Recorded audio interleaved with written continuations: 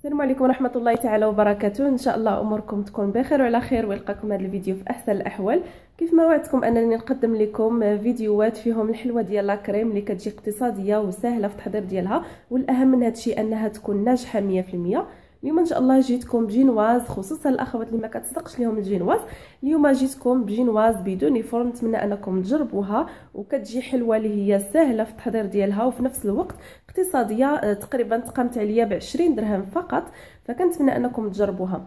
اول حاجه غادي نحتاجوها المكونات ديال الجينواز. عندي هنايا 4 البيضات، والاهم من هذا الشيء انهم يكونوا في درجه حراره ديال المطبخ. غادي نحتاجو 120 غرام ديال السكر سنيده، انا هنايا عبرت لكم بالكاس، تقريبا بالكاس العنبه، كاس الربع ديال السكر سنيده. وبالنسبه للدقيق درت 100 غرام، عطاتني كاس عامر ممسوح مع واحد المعلقه كبيره ديال الدقيق. ودرت فوق من هذاك الدقيق 20 غرام ديال الكاكاو المر. وغادي ديال الخميره حمراء. كيف ما شفتوا معايا، فبالنسبه للمكونات الا كنتو غادي ديروا الجينواز اللي اللون ديالها كيكون ابيض، فكديروا 120 غرام ديال السكر سنيده و120 غرام ديال الدقيق الفورس. والا كنتو غادي ديروا الكاكاو فغادي تستعملوا 100 غرام ديال دقيق الفورس، وفقط 20 غرام ديال الكاكاو المر اللي عطاتني تقريبا، بالنسبه للكاكاو المر اللي عبرته لكم بالمعلقه كبار، ما عامرينش بزاف ديال الكاكاو المر. اول حاجه كنديروا هنايا البيض مع السكر، كنحاولوا اننا نطربوه بالخلاط الكهربائي حتى كيضاعف الحجم ديال البيض وكيولي اللون ديالو ابيض. وبالنسبه للسر من الاسرار باش نشرح لكم الجينواز، فضروري انكم تخلطوها كل مره كتحبسوا التطراب ديال الخلاط الكهربائي، وكتحاولوا تكتبوا اي حاجه فوق السطح ديال هذا الجينواز. ديك الحاجه اللي كتبتو فكتعرفوا بان راه الخليط ديالكم راه واجد. ولا كنتو بغيتو تكتبوا اي حاجه وما كتبانش لكم، كتعرفوا بان راه الجينواز خصها مازال، او البيض والسكر خصهم مازال يطربوا. فانا هنايا طربتهم حتى ولاو بهذاك الشكل.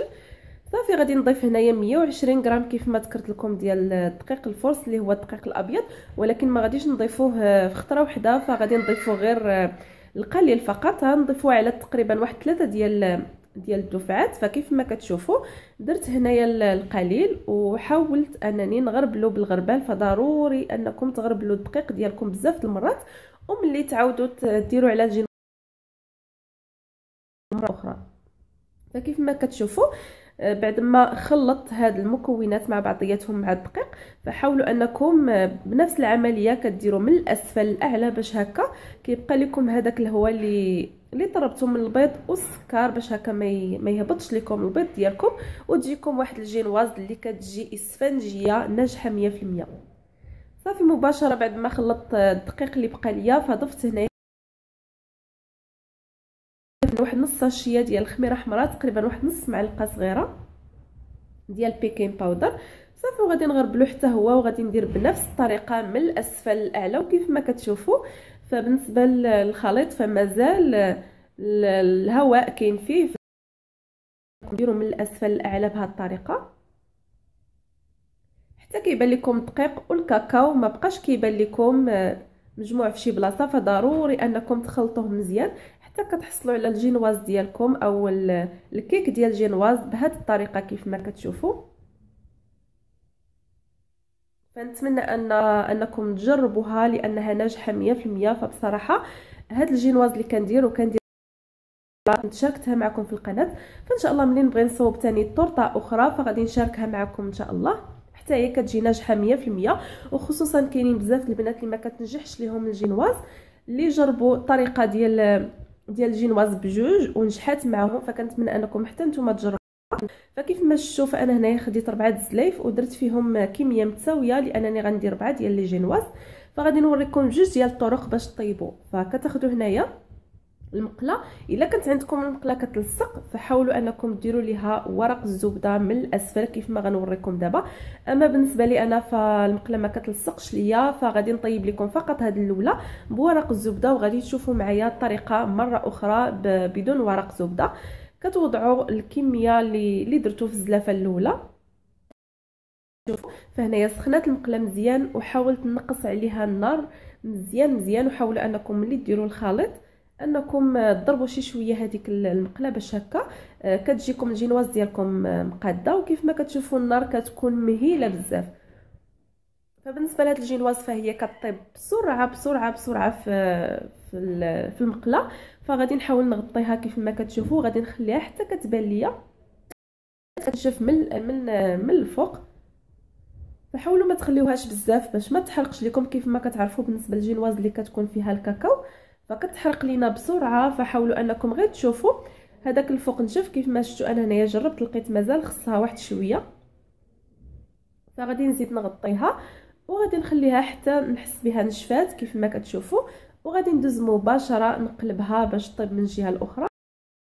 كيف ما ذكرت لكم ما كتحتاجش لكم بزاف ديال الوقت. صافي ملي غادي نقلبها غادي نحسب عليها دقيقه ولا ما كاملاش كاع. صافي في البلاصه كنحيدها وكنحصل على الجينواز كيف ما كتشوفوا بهذا الشكل. ودابا غادي ندوز باش نطيبها بدون ورق الزبده كيف ما ذكرت لكم. الا عندكم المقله ما كتلصقش فحاولوا انكم ديروها بهذه الطريقه، ما تدهنوها ما حتى شي حاجه، فقط كتوضعوا الجينواز ديالكم بهذه الطريقه. غادي نغطي عليها ونخليها من طبيعه الحال حتى كتنشف بهذه الطريقه. فبالنسبه لي انا درت حلوه ديال لاكريم اللي الحجم ديالها صغير كيف ما كتشوفوا. درت الحجم ديال هذه المقله. فالا كنتو بغيتو ديروا الحجم اللي هو كبر من هذا وبغيتو ديروا غير 3 ديال لي جينواز فتقدروا تفرقوا هذاك الخليط ديالكم على 3. كيف ما شفتوا بعد ما طابت من هذيك الجهه قلبتها. صافي كنخليها غير كنحرك المقله كنحس بها كتحرك منها. صافي كنحيدها في البلاصه. وانا هنايا بغيت نوريكم. فهنايا قبل ما نصوب الجينواز فانا وجدت السيرو باش يبرد عندي. فخديت هنايا السيرو درت نص كاس ديال الماء مع 4 كاس ديال السكر سنيده وضفت فيهم واحد شويه ديال السكر الفانيلا. تقدروا تضيفوا قهوه سريعه الذوبان. وبالنسبه لهاد الكاسرونه درت فيها 5 ديال الدراهم ديال الشكلاط الاسود وضفت فيه واحد 4 القطع ديال الشوكولاته اللي زايد فيها نسبه الكاكاو. الا ما كانش متوفر عندكم فكتضيفوا فقط هاد الشكلاط اللي بالسكر. كندوبو كنزيد عليه تقريبا واحد 2 معالق كبار ديال الزيت فقط. وغادي ندوز دابا البنات باش نكمل معكم الطريقه. فاول حاجه قبل ما نوجدوا الكريمه فكنحتاجوا هنايا هاد الكريمه. انا بالنسبه لي استعملت هاد الكريمه ديال اولالا فخديتها ب 27 درهم. فكل مدينه والثمن ديال هاد اولالا اللي فيها عند المحلات اللي كيبيعوا لوازم الحلويات. فبالنسبه لهاد اللتر الواحد ديال الكريمه فكتستعملوها بزاف د المرات. فتقريبا استعملت غير ربع ديالها اليوم. بالنسبه للشكلاط فهو هذا دوبته باش نحصل عليه يكون دافي شويه. والسيرو ديالي حتى هو درتو في هذيك الزليفه.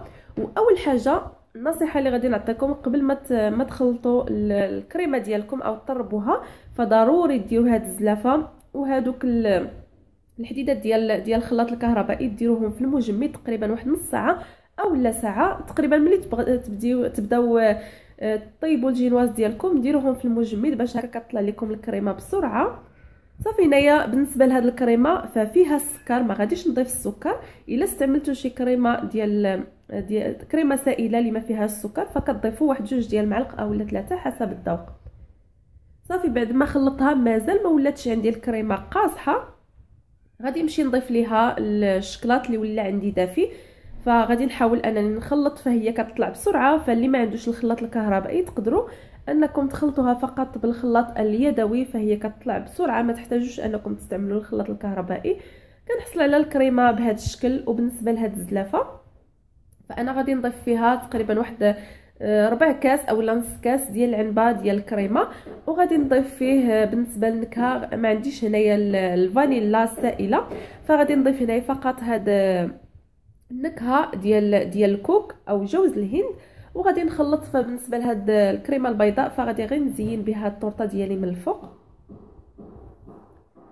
فبالنسبه للكريمه فنسيت ما ذكرت لكم استعملت تقريبا واحد 2 كيسان ديال العنبه ديال الكريمه اللي خلطت مع الشكلاط. وبالنسبه للجينواز فحاولوا دائما ملي طيبوها تحاولوا تغطيوها بمنديل اللي كيكون نظيف باش هكا كتبقى لكم رطبه وما كتنشفش لكم الجينواز ديالكم. وكيف ما كتشوفوا راه كتجي اسفنجيه. فكيف ما ذكرت لكم تقدروا ديروا الحجم صغير بحال هذا الشكل وديروا 4 ديال لي جينواز اولا تستعملوا مقله اللي هي كبيره من هذه وديروا فيها 3 ديال لي جينواز وتحصلوا على واحد الحلوه اللي كتكون الحجم ديالها كبير. صافي بالنسبه للطريقه خديت هنايا فقط واحد البلاطو اللي قلبته على الظهر ديالو كيف ما كتشوفوا، وضعت الجينواز ديالي سقيتها مزيان باش ما تجينيش ناشفه، وغادي نمشي باش نوضع الطبقه الثانيه ديال الكريمه. فكيف ما ذكرت لكم بالنسبه لهاد الحلوه ديال الكريم ما كتحتاجش لكم بزاف ديال الوقت، فتقريبا بلا كدوب نصف ساعه غادي تحصلوا على هاد الحلوه ديال لاكريم، ما تحتاجش لكم بزاف ديال الوقت. صافي وضعت الطبقه الثانيه ديال الجينواز، وغادي نوضع ثاني الكريمه، غادي نحاول انني نسرحها، وغادي نوضع الجينواز الثالثه، وانا غادي نستمر بنفس الطريقه حتى نكمل هادوك 4 ديال لي جينواز اللي كانت عندي. فاذا كانت عندكم حويبات الشوكولا اولا اللوز المهرمش حاولوا انكم ديروه في الوسط، اولا ديروا حتى الفويتين، فانا ما كانش متوفر عندي الفويتين، هو اللي كندير مع هاد الكريمه ديال الشكلاط، كيجي غزال بزاف وكيعطيه واحد القرمشه لهاد الطورطه. صافي كيف ما شفتوا معايا بعد ما سرحت الطبقه الاخيره، فحاولت انني نغطي هذوك الجوانب بالكريمه اللي بقات ليا بهذا الشكل، فكنعمروا كامل الجوانب بهذه الطريقه.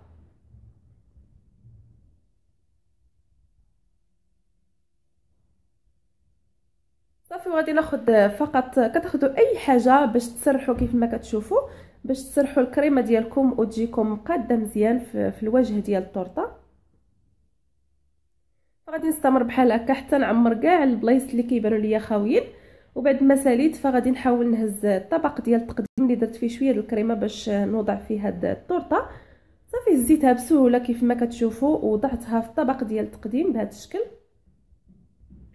وهنايا خديت كيف ما كتشوفوا جايب حلواني اللي درت فيه الكريمه البيضاء والكريمه الشكلاط.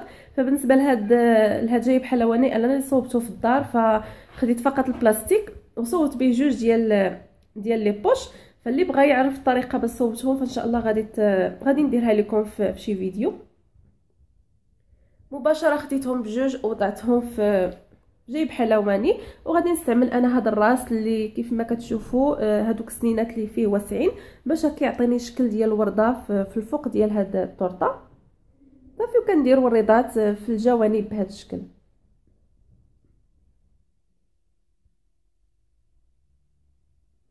فكيف ما ذكرت لكم كتوجد في نصف ساعه فقط وسهله اقتصاديه، كيف ما ذكرت لكم ما تكلفش لكم بزاف ديال الفلوس.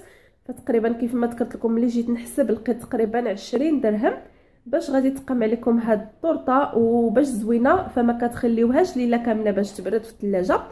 فكتقدروا كما تصوبوها بنصف ساعه، نصف ساعه اخرى كديروها فقط يا اما في المجمد اولا في الثلاجه كتبرد غير واحد شويه، وكتقدموها من طبيعه الحال للعائله ديالكم. فبالنسبه للجوانب زينتهم كيف ما شفتوا بهذيك الطريقه. بغيتو تخليوها هكا تخليوها، بغيتو تضيفوا عليها الشكلاط كيف ما غادي نضيف. فانا هنايا الشكلاط خليت من الشكلاط اللي ذوبت ضفت ليه القليل من ناباج وذوبته معاه ودرت فيه واحد شويه ديال الزيت.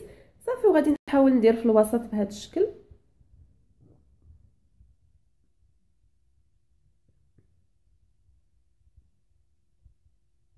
صافي والجوانب غادي ندير فقط عفوا كندير النقط بهذه الطريقه اللي كيجيو هابطين بحال الدميعه كيف ما كتشوفوا.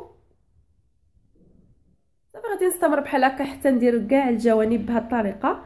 والطورطه ديالي فسمحوا لي هنايا ديشارجا ليا التليفون فجيت كنقطعها يسحبني واش كنصور، ولكن للاسف تحبس ليا ملي كنت كنقطعها، فخليتها تقريبا غير نصف ساعه في الثلاجه. وكنحصل على الطورطه ديالي بهاد الطبقات كيف ما كتشوفوا. كتجي طورطه اللي هي عاليه بزاف اسفنجيه، فيها الجينواز اللي هي اسفنجيه، كونوا متاكدين انها غادي تنجح معكم الا جربتوها. وبالنسبه لهداك الطريف اللي قطعت كيف ما كتشوفوا كيجي بهذا الشكل، كيجيو باينين لينا هذوك الطبقات. فحاولوا ديما ملي تقطعوا الطورطه ديالكم حاولوا انكم تبقاو تمسحوا السكين ديالكم، عاد ديك الساعه تقطعوا الطورطه ديالكم كل مره. وكانت هذه هي الطورطه ديال اليوم، نتمنى انكم تجربوها، او الحلوه ديال لاكريم اقتصاديه، نتمنى انكم تجربوها وتنال الاعجاب ديالكم. ما تنساوش تخليو لي لي جيم ديالكم وتبارطاجيو مع الاصدقاء. نتلاقاو ان شاء الله في فيديو قادم باذن الله. السلام عليكم ورحمه الله تعالى وبركاته.